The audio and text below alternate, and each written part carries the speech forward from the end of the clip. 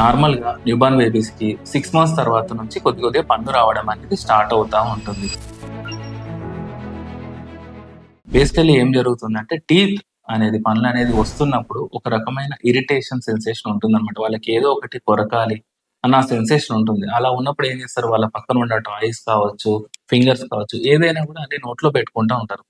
అలా ఉన్నప్పుడు ఆ ఐటెమ్ గాని, లేదంటే వాళ్ళ చేతులు, హ్యాండ్స్ కానీ క్లీన్‌గా లేనప్పుడు వైరస్ కానీ, బాక్టీరియా గాని మన శరీరంలోకెళ్తాయి.